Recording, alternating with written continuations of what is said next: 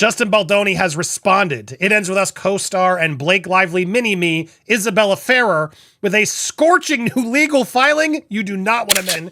If your text was a lie and it wasn't a safe space, then what are you waiting for?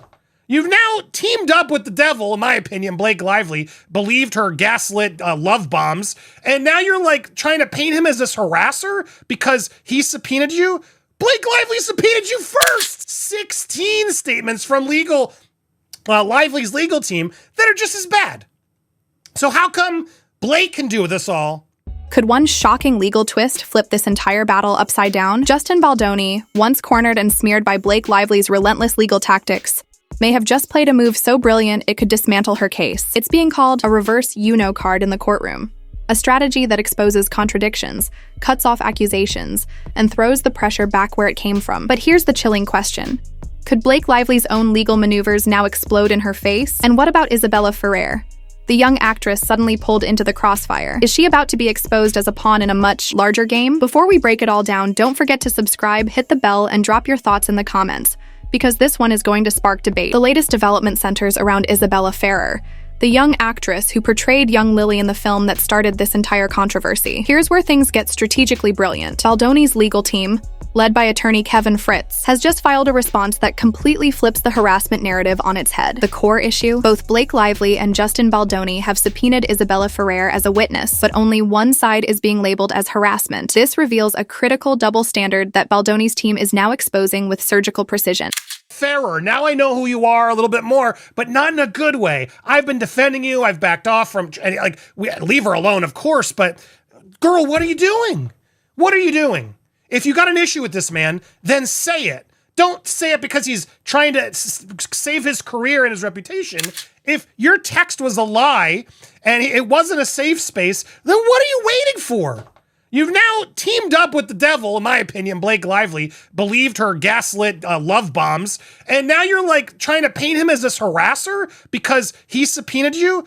Blake Lively subpoenaed you first! Let's break down exactly what happened and why it matters so much to this case. Isabella Ferrer worked on this film for just 4 days, playing the younger version of Blake Lively's character. During her brief time on set, she interacted with both the cast and crew, including Justin Baldoni in his role as director. After completing her scenes, Ferrer sent Baldoni a text message that praised him for creating what she described as a comfortable, safe space during filming. This wasn't a casual throwaway comment, it was a specific acknowledgement of the working environment that Baldoni had established on set. Fast forward several months, and that same actress is now positioned at the center of a harassment claim that could destroy Baldoni's career and reputation. The timeline here is absolutely crucial to understanding the strategic manipulation at play. In February, Blake Lively's legal team served Isabella Ferrer with a subpoena. This subpoena requested documents, communications, and potentially testimony related to her experience on the film set. Ferrer's attorney, Michael Michelman, accepted service of this subpoena without raising a single objection. No claims of harassment, no procedural complaints, no media statements about his client being dragged into unwanted litigation. The subpoena was processed through normal legal channels, exactly as these matters are supposed to be handled. But here's where the story takes a fascinating turn. In July, 5 months later, Justin Baldoni's legal team served their own subpoena to Isabella Ferrer. This subpoena sought documents that were either not covered by Lively's original request or potentially hadn't been produced during that first round of discovery. Suddenly, everything changed. It makes sense. So she's not harassing with her subpoena, but Justin Baldoni is. And now your lawyer is in conversations with Justin, but he won't accept it because he's got to find you first. This ain't Where's Waldo, girl. This is a real deal important battle, and you were there. Granted, you were there for 4 days, but Blake incorporated you more in the after fact. And so blame her. Don't blame him. Unless you got an issue with him, then just tell us.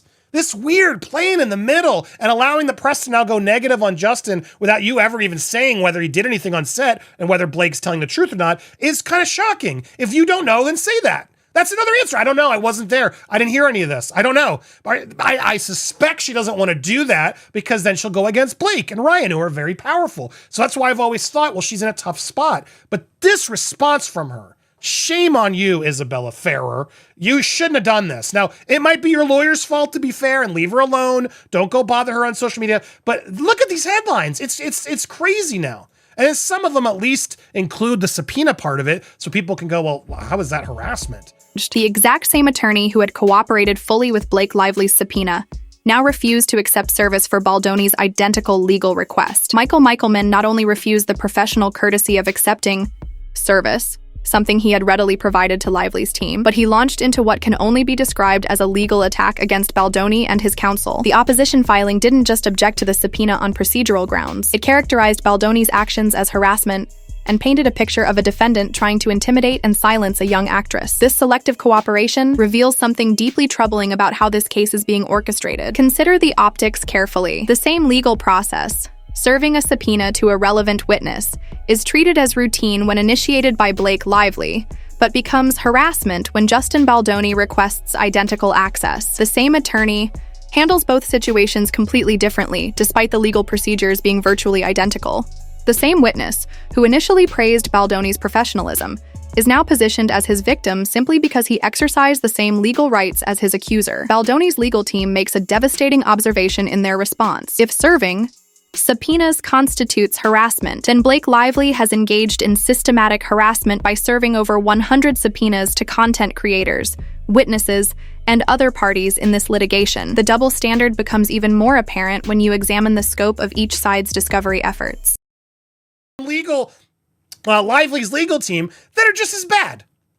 So how come Blake can do this all? Now, let's get to part 2 of this story, because this is the response to that. Dear Judge Lyman, as counsel for Wayfair Studios, Justin, everybody, etc., we write in response to Isabella Ferrer's opposition to the Wayfair party's motion to serve her by alternative means for the pendency of this action. The opposition is primarily an inappropriate attack on Mr. Baldoni and his counsel in violation of the order dated on August 8th, relating to matters not before the court, i.e. the indemnification issue, meaning that Justin's team should pay for this because this is a movie issue, but it's not really what indemnification typically covers, as Ron Zambrano has told me. Lively's team has cast an extraordinarily wide net, subpoenaing everyone from major media outlets to individual content creators who discuss the case online. They've demanded communications, documents, and testimony from dozens of parties with varying degrees of relevance to the underlying claims. Yet none of this extensive discovery activity has been characterized as harassment or intimidation. Baldoni's team, by contrast, served a targeted subpoena to a witness who was directly involved in the film production, and specifically referenced in Lively's own legal filings. Only this action, seeking testimony from someone who was actually present during the alleged events, gets labeled as harassment. The strategic timing of Ferrer's opposition also raises serious questions. Her legal response came not during the normal course of discovery disputes, but precisely when media attention around the case was intensifying. The opposition filing reads less like a standard procedural objection and more like a public relations document designed to generate negative headlines about Justin Baldoni. And that's exactly what happened. Major entertainment outlets immediately ran with stories about Justin Baldoni harassing another co-star, completely ignoring the legal context that both sides have equal discovery rights. These headlines create lasting damage that extends far beyond any individual court ruling. For entertainment industry professionals, reputation is everything. Casting decisions, directing opportunities, and business relationships all depend on public perception and industry credibility. When major outlets characterize normal legal procedures as harassment, they're not just reporting news, they're participating in character assassination. The real brilliance of Baldoni's legal response lies in how it exposes this coordinated strategy. His attorneys don't just defend their subpoena on procedural grounds, they systematically dismantle the harassment narrative by highlighting the glaring inconsistencies in how identical legal actions are being characterized.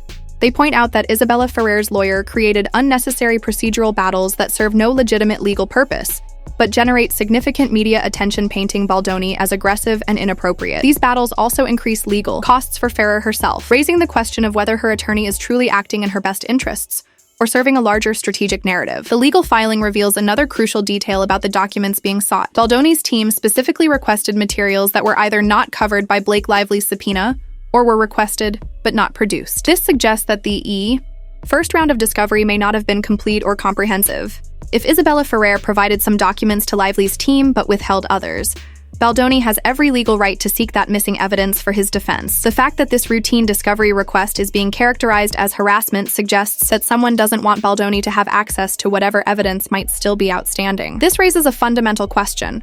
What are they trying to hide? If Isabella Ferrer's experience on set was genuinely positive, as her own communications indicated, then her testimony should be relatively neutral or even favorable to Baldoni. If additional documents exist that support Baldoni's version of events, then suppressing those materials serves only to prevent a complete picture from emerging. The resistance to cooperation becomes even more suspicious when you consider that Ferrer was on set for just 4 days. Her limited involvement means that any testimony or documents she could provide would cover a very specific window of time and interaction. This isn't a situation where a witness is being asked to recall months or years of complex interactions. It's a focused inquiry about a brief specific period of professional contact.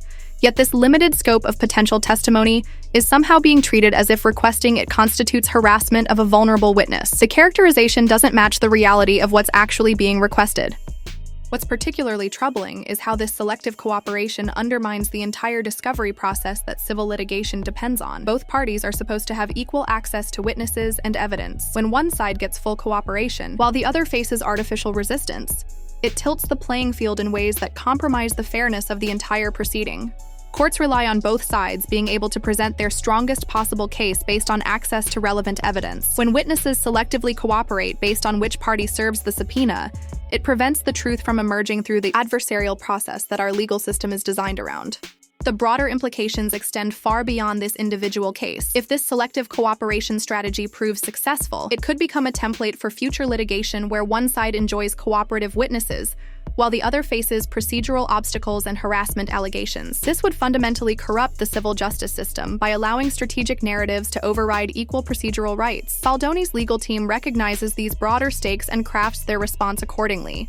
They're not just defending their right to subpoena Isabella Ferrer, they're defending the principle that both parties in civil litigation deserve equal access to witness testimony and documentary evidence. Their strategic approach sets up what might be the most brilliant legal maneuver in this entire case. Rather than engaging in prolonged battles over witness cooperation, they're about to propose something that could completely eliminate the harassment narrative while exposing the true strategic motivations of the other side. This sets the stage for a legal chess move that could fundamentally alter the trajectory of this high-profile dispute. Let's rewind for a moment to understand how we reached this critical juncture. The entire legal battle began when Blake Lively filed a harassment complaint against Justin Baldoni during the production of their film together. Lively's allegations painted a picture of an unsafe working environment, with claims of inappropriate behavior and hostile conditions on set. Baldoni vehemently denied these allegations and filed a counter-lawsuit, claiming that Lively's accusations were part of a coordinated campaign to damage his reputation and career. The case quickly escalated beyond typical Hollywood disputes when both sides began aggressive discovery processes, subpoenaing witnesses, communications, and documentary evidence. Isabella Ferrer became relevant because Lively's legal filings specifically referenced issues involving the young Lily character, Ferrer's role in the production. This reference suggested that whatever alleged misconduct occurred, it somehow involved or affected the young actress. However, contemporaneous evidence showed a different story. Ferrer's own communications praised the working environment and specifically thanked Baldoni for his professionalism. This created a factual contradiction that both legal teams needed to explore through witness testimony and document production. Lively moved first, subpoenaing Ferrer in February with no resistance from her legal team. Standard procedure,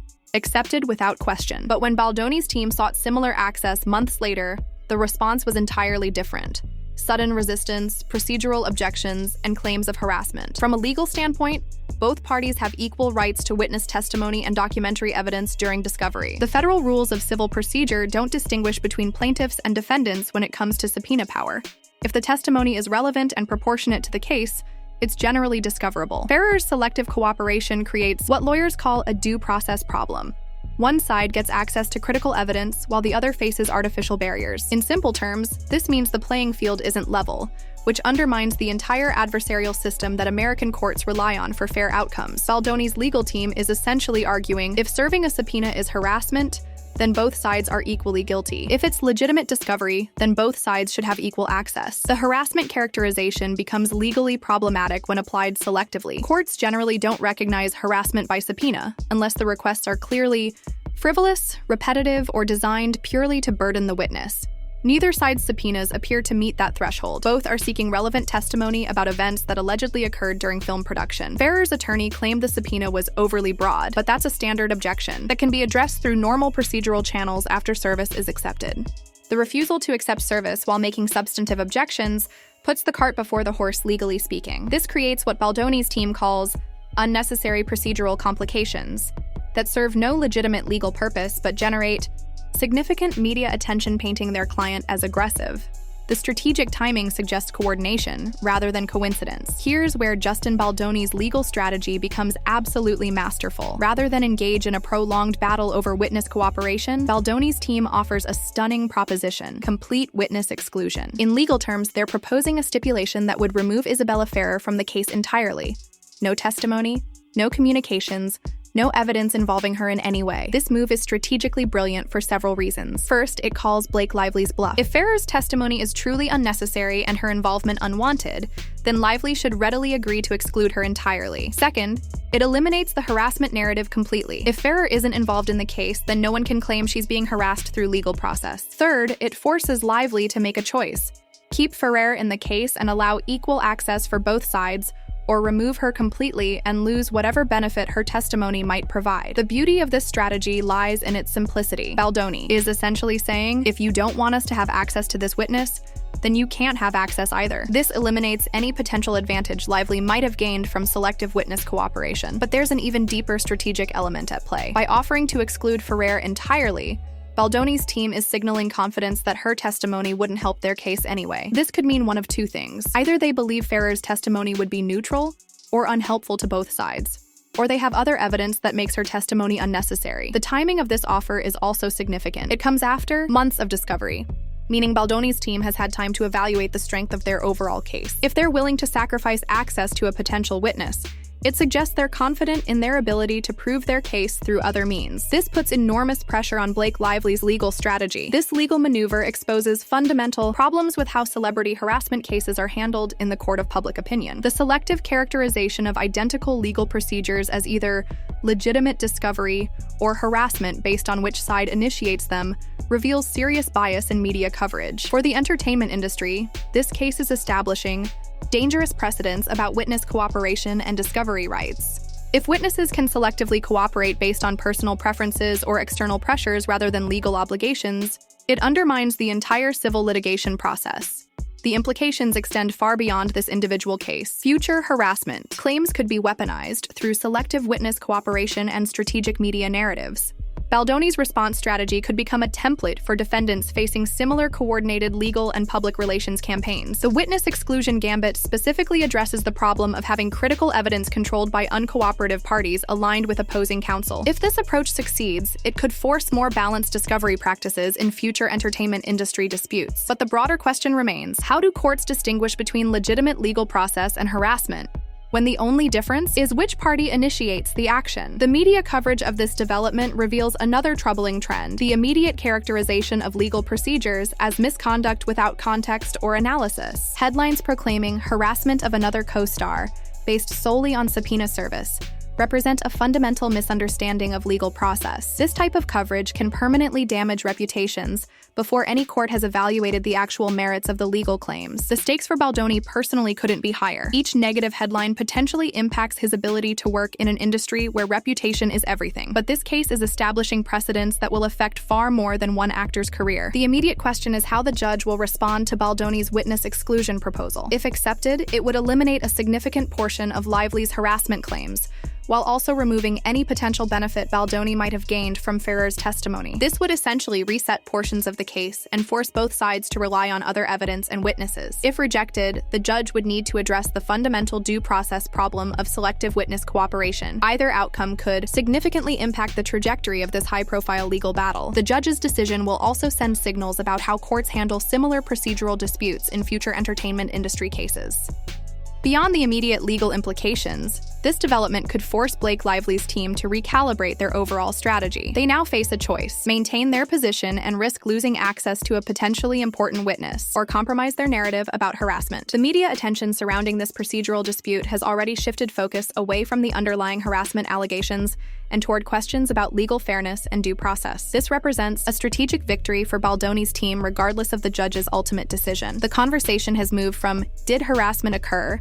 to our both sides being treated fairly by the legal system. That shift in narrative focus could be crucial as this case continues to unfold in both courtrooms and public opinion. The next filing deadline could determine the entire future direction of this legal battle. Justin Baldoni's legal response represents a masterclass in strategic litigation. By offering to exclude Isabella Ferrer entirely, rather than fighting over witness access, his team has exposed the fundamental contradictions in the harassment narrative. The brilliance lies in forcing Blake Lively to choose between maintaining selective witness cooperation or losing access to potentially crucial testimony. This case is establishing precedents that will echo throughout the entertainment industry for years to come. The broader implications about media coverage, legal fairness, and witness cooperation extend far beyond these individual parties. Whether you believe the underlying harassment allegations or not, the procedural questions raised by this dispute deserve serious consideration. How we handle these legal processes will determine whether future harassment claims are evaluated fairly or become tools for strategic warfare. The stakes couldn't be higher, not just for Justin Baldoni's career, but for how the legal system handles celebrity disputes in the social media age. What do you think about Baldoni's strategic move? Does excluding the witness entirely solve the fairness problem, or does it create new complications? Drop your thoughts in the comments below. This case is far from over, and your perspective matters.